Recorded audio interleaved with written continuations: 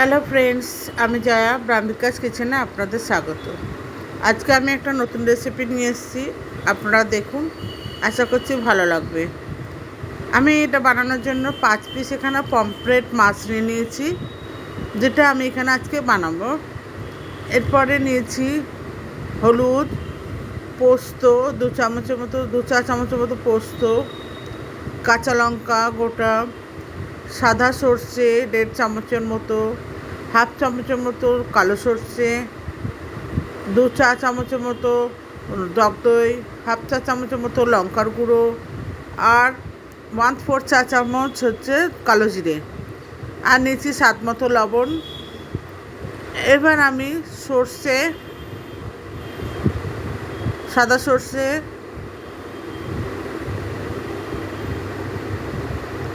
কালো সর্ষে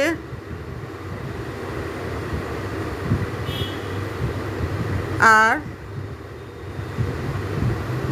নুন দিচ্ছি, কারণ স্বাদ মতো নুনটা আমি আগেই দিয়ে নিচ্ছি, কারণ হচ্ছে সর্ষেটা তেতো হয়ে যায়, তাই জন্য নুন দিয়ে দিলে তেতো হবে না। এবার আমি দিয়ে দিলাম পোস্তটা। লবণটা আমি আগেই অ্যাড করে দিয়েছি, কারণ লবণ দিয়ে পেস্ট করলে সর্ষে কোনো দিন তেতো হয় না। এবার আমি জল দিয়ে এটাকে একটা পেস্ট বানিয়ে নেব। পেস্টটা বানানো হয়ে গেছে। এবার আমি পমফ্রেট মাছের মধ্যে হলুদ,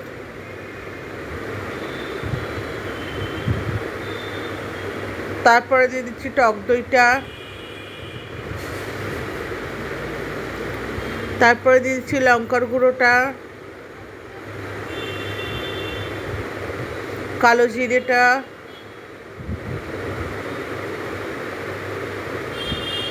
কাঁচা লঙ্কা যেটা আমি কেটে টুকরো করে নিয়েছি, দিয়ে এগুলো সমস্ত সব দিয়ে আমি ভালো করে এটাকে ম্যারিনেট করে নিচ্ছি।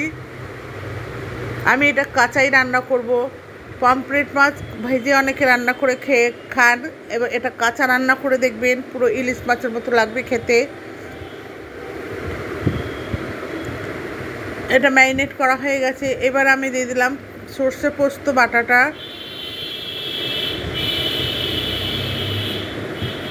দিয়ে ভালো করে আমি মাখিয়ে নিচ্ছি।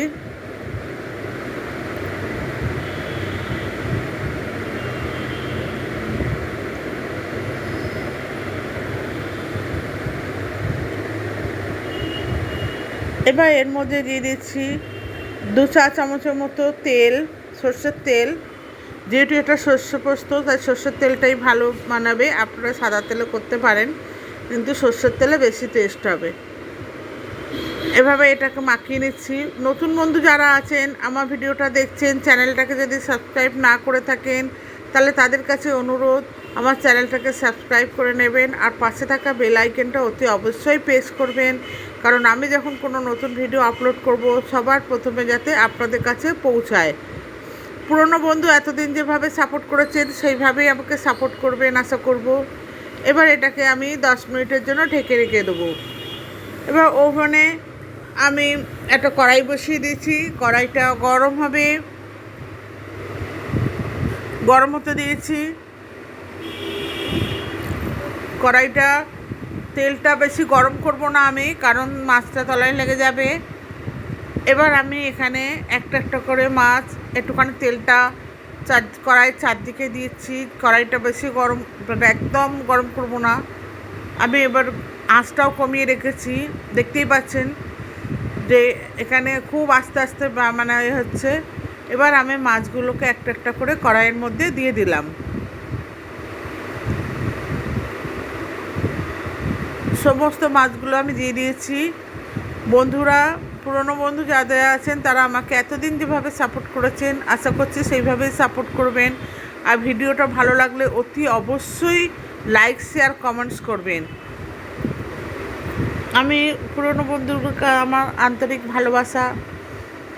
আমার মাছটা হয়ে গেছে, একটা ঢাকনা দিয়ে ঢেকে দিয়েছিলাম। এটা বেশিক্ষণ লাগে না হতে, 5 মিনিটের মধ্যেই তৈরি হয়ে যায়। আমার মাছটা হয়েও গেছে।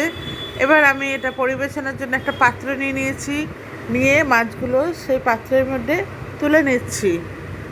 দেখুন কত সুন্দর লাগছে দেখতে। এটা খেতে খুব টেস্ট হয়। আপনার বাড়িতে এইভাবে করে দেখবেন, সবাই প্রশংসা করবে এবং আনন্দ সহকারে খাবে। দেখুন কত সুন্দর লাগছে বন্ধুরা।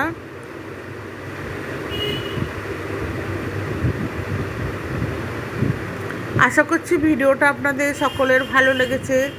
ভালো লাগলে তাহলে নতুন পুরনো সবাইকে বলছি একটা লাইক, কমেন্টস, শেয়ার করবেন।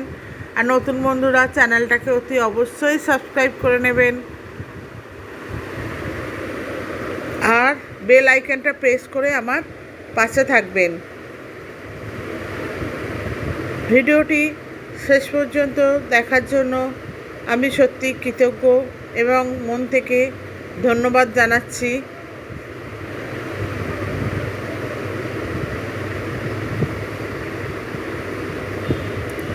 আবার দেখা হবে। এবার উপর থেকে আমি কিছুটা সরষের তেল ছড়িয়ে দিলাম। কেন এর সরষের তেলের জন্য ছড়িয়ে দিয়েছি, এই কারণে এটার জন্য মাছটা প্রচণ্ড টেস্ট লাগবে। দেখুন কি সুন্দর লাগছে।